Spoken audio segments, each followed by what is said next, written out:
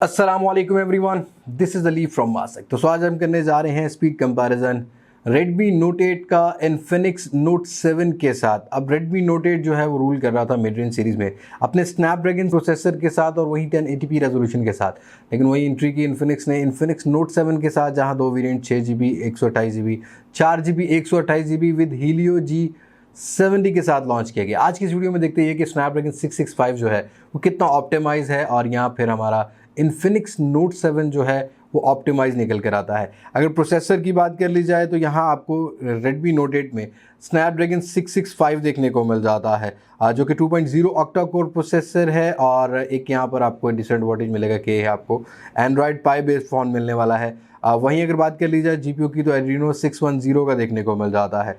लेकिन अगर बात कर ली जाए Infinix Note 7 की तो Helio G70 भी जो है वो एक 2.0 ऑक्टा कोर प्रोसेसर है, लेकिन यहाँ पर एंड्रॉयड 10 मिलता है। और यहाँ अगर जीपीयू की बात की जाए तो Mali G52 2EEMC2 वाला देखने को मिल जाता है, बट आपको यहाँ पर 720p के पिक्सल्स मिलते हैं। अब थोड़ा सा अनफेयर होगा स्पीड टेस्ट, बिकॉज मेरे पास इस टाइम जो है Infinix Note 7 एक 6GB वाला वेरिएंट है और Redmi Note 8 जो है वो 4GB वाला वेरिएंट है।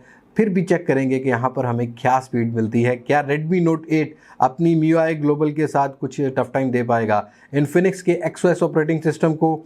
और यहाँ अगर बेंचमार्क स्कोर्स की बात की जाए तो स्नैपड्रैगन 665 जो है वो 1,72,802 का स्कोर करता है। वहीं Infinix Note 7 6GB के साथ स्कोर करता है 1,92,558 का। अब बेंचमार्क स्कोर्स में भी ज़रूर डिफरेंस देखने को मिलेगा, क्योंकि यहाँ पर काफ़ी अच्छा जीपीयू मिल जाता है हमें Infinix Note 7 में। लेकिन आज हम जीपीयू को टेस्ट नहीं करेंगे, हम टेस्ट करेंगे यहाँ पर MIUI कितना स्टेबल है और चेक करेंगे कि क्या Redmi Note 8 का जो 4GB वाला वेरिएंट है वो 6GB Infinix के XOS Dolphin 6.0 वर्जन को टफ टाइम दे पाता है कि नहीं दे पाता। तो सबसे पहले करते हैं बूटअप टेस्ट। तो दोनों ही फ़ोन्स को हम क्या करते हैं कि यहाँ पर ऑफ कर लेते हैं। तो यहाँ दोनों ही फ़ोन्स की जो स्क्रीन है वो ऑफ आपको मिल रही होगी। मैं पावर कीज़ को प्रेस कर लेता हूँ और देखते ये हैं कि यहाँ पर बूटअप टेस्ट कौन सा फ़ोन कंप्लीट करता है पहले। तो यहाँ बूटअप टेस्ट की बात की जाए तो 4GB के साथ Redmi Note 8 बूटअप टेस्ट में जीतता है, और वहीं Infinix Note 7 ने थोड़ा सा टाइम लिया, बल्कि काफ़ी सारा टाइम लिया यहाँ पर। और यहाँ इसको भी हम अनलॉक कर लेते हैं। तो यहाँ फाइनली बूटअप टेस्ट जो है वो हमारा Note 8 जीत जाता है पहले। उसके बाद हम करते हैं कुछ फिंगरप्रिंट टेस्ट। यहाँ अगर फिंगरप्रिंट सेंसर की बात की जाए तो Redmi Note 8 के रियर पर आपको मिलता है, और यहाँ आपको एक latest side fingerprint mounted sensor मिल जाता है। तो क्या करते हैं कि यहाँ स्क्रीन को ऑफ कर लेते हैं। आप फिंगरप्रिंट सेंसर की अगर स्पीड को देखा जाए तो Infinix फिर से ट्राई करते हैं। अब उसकी वजह यह है कि यहाँ पर आपको एक बड़ा इजीली फिंगरप्रिंट सेंसर मिल रहा है, चाहे आप राइट हैंड में पकड़े चाहे आप लेफ्ट हैंड में पकड़ें, जैसे ही इसको आप फिंगर लगाएंगे ये अनलॉक हो जाता है। तो fingerprint sensor no doubt Infinix Note 7 की जो लोकेशन है उसकी वजह से आपको थोड़ा सा फास्ट मिल रहा होगा।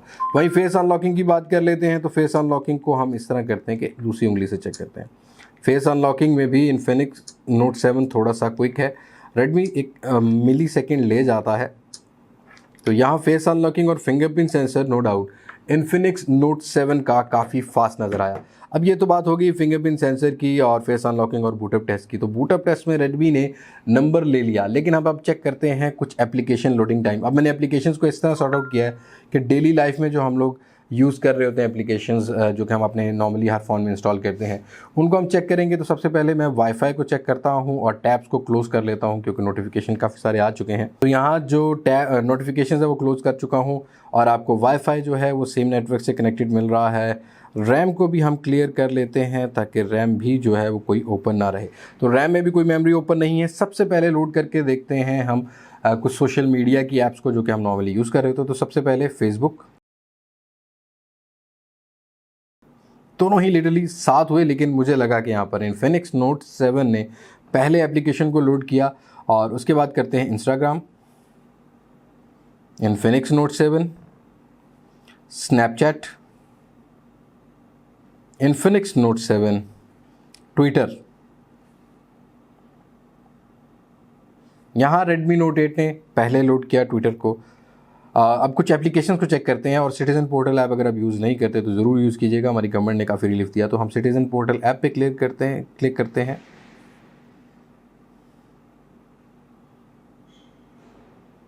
यहाँ भी Infinix Note 7 जो है वो पहले इसको लोड करता है।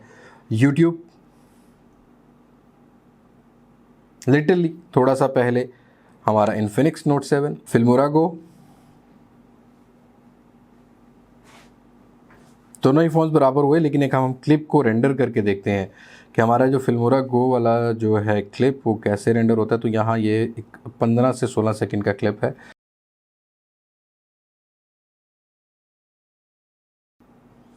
तो यहाँ हमारा Redmi Note 8 जो है वो पहले रेंडर करता है इस एप्लीकेशन को, और यहाँ काफ़ी ज़बरदस्त स्पीड दिखाई Redmi Note 8 ने। उसके बाद हम चलते हैं अपने अगली ऐप की तरफ। तो यहाँ साउंड क्लाउड, क्योंकि नॉर्मली हम लोग MP3 वगैरह भी काफ़ी सुनते हैं, तो साउंड क्लाउड पे क्लिक करते हैं, देखते हैं कि कौन सा फ़ोन लोड करता है पहले।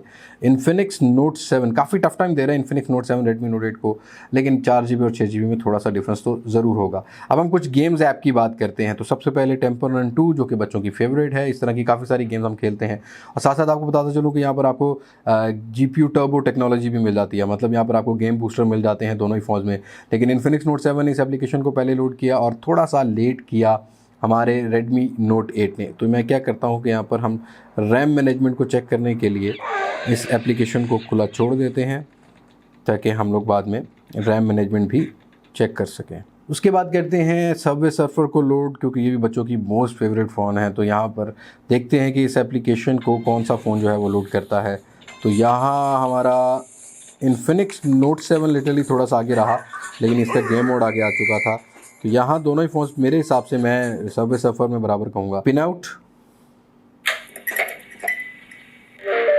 यहाँ इन्फिनिक्स नोट 7 दोबारा से आगे रहा, और स्मैश इट,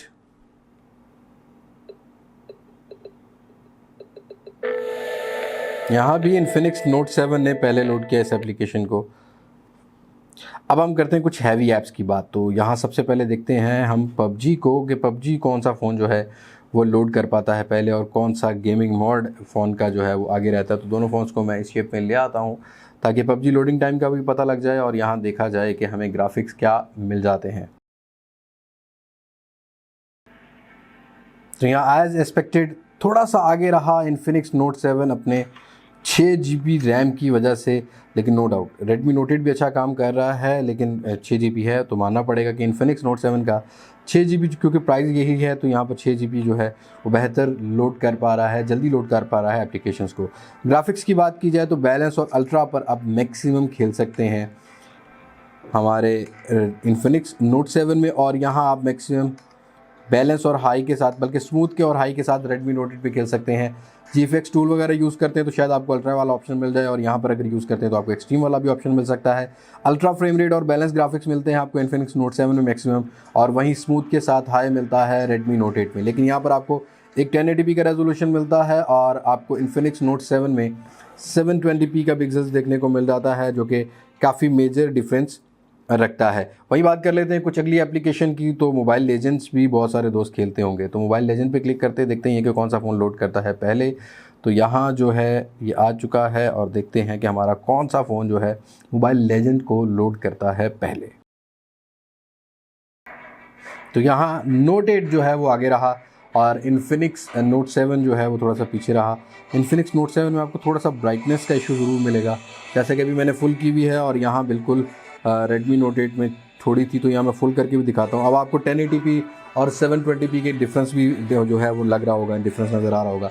यहाँ काफ़ी वाइब्रेंट कलर हैं इन Redmi Note 8 में, और थोड़ा सा आपको अनब्राइटेड डिस्प्ले मिल रहा है इन्फिनिक्स नोट 7 में। मैं दोबारा से ब्राइटनेस को नॉर्मल कर देता हूँ। वेल अगली ऐप की बात कर लेते हैं। तो हम ऐसा करते हैं कि कुछ जो अपनी कस्टम UI की ऐप्स होती हैं उनको चेक करते हैं। तो सबसे पहले हम करते हैं डायलर को check, Infinix note 7, messaging, Infinix note 7, camera app, Infinix note 7, Chrome, Infinix note 7।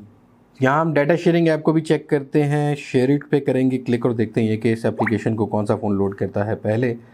तो यहाँ जो है मुझे लग रहा है कि इन्फिनिक्स जो है वो नंबर ले जाएगा। ऑब्वियस सी बात है कि ऐड आ गई थी और हमें लगा कि, और वही हुआ। इन्फिनिक्स नोट 7 जो है वो लोड करता है पहले। सेटिंग्स, यहाँ मुझे Redmi Note 8 लगा। मैप्स, यहाँ भी इन्फिनिक्स नोट 7। वेल दोस्तों, यहाँ पर इन्फिनिक्स नोट 7 काफ़ी ज़्यादा ऑप्टिमाइज़ किया गया है, मतलब पहले की निस्बत आपको काफ़ी ज़्यादा इंप्रूवमेंट नज़र आ रही है एप्लीकेशन लोडिंग टाइम में। लेकिन 720p पिक्सल्स और 1080p की डिफरेंस आपको स्क्रीन पे भी इस टाइम नज़र आ रहा होगा। और ब्राइटनेस लेवल जो है उसको मैं सेट कर लेता हूँ ताकि इन्फिनिक्स के अंदर आपको डिस्प्ले जो है वो प्रॉपर नज़र आ सके। वेल ये तो बात होगी एप्लीकेशन लोडिंग टाइम की। हम कुछ यहाँ रैम मैनेजमेंट को भी चेक करते हैं, क्योंकि काफ़ी सारी एप्लीकेशन जो हैं हमने छोड़ी हुई थी। नो डाउट 6 GB में आपको रैम मेमोरी ज़्यादा मिल जाती है, लेकिन जो टर्बो मोड होते हैं, गेमिंग मोड होते हैं, वो ज़्यादातर एप्लीकेशंस को रिमूव भी कर देते हैं बैटरी टाइमिंग एक्सटेंड करने के लिए। तो यहाँ सबसे पहले हम दोनों ही फ़ोन्स में क्या करते हैं, चेक करते हैं कि हमारी जो एप्लीकेशंस हमने ओपन की थी वो सारी अवेलेबल हैं कि नहीं। यहाँ आप देख पा रहे होंगे कि इन्फिनिक्स नोट 7 में टेम्पल रन 2 अवेलेबल नहीं है, जो कि एप्लीकेशन हमने पहले ऑन की थी वो रिमूव हो चुकी हैं। इवन आपको यहाँ पर फिल्मोरा गो भी नहीं मिल रहा होगा। तो यहाँ पर कुछ एप्लीकेशंस ऐसी हैं जो इन्फिनिक्स रिमूव कर देता है। और वहीं स्नैपड्रैगन के हार्डवेयर्स में आपको रैम मेमोरी अच्छी मिल जाती है, ठीक ठाक आपको एप्लीकेशंस मिल रही हैं। 1080p की रेजोल्यूशन की वजह से मैं जाऊँगा रेडमी नोट 8 की तरफ, लेकिन 720p और एक लेटेस्ट डिस्प्ले, लेकिन लेटेस्ट फिंगरप्रिंट सेंसर, तो यहाँ नोट 7 भी जो है वो बुरी चॉइस निकल कर नहीं आती। अब आपको कैसा लगा ये स्पीड टेस्ट? अब आपको कौन सा फ़ोन पसंद आया? अब आपको अंदाज़ा हो गया होगा कि Helio G70 जो है वो स्नैपड्रैगन 665 को कितनी टक्कर देता है। सो आज की वीडियो में इतना ही है। मुलाकात होगी नई वीडियो में किसी नई अनबॉक्सिंग, किसी नए रिव्यू, किसी नए कंपैरिजन के साथ। तब तक मुझे दें इजाज़त। मैं हूँ लिबास मासेक से, पाकिस्तान पाइंदाबाद। अल्लाह हाफ़िज़।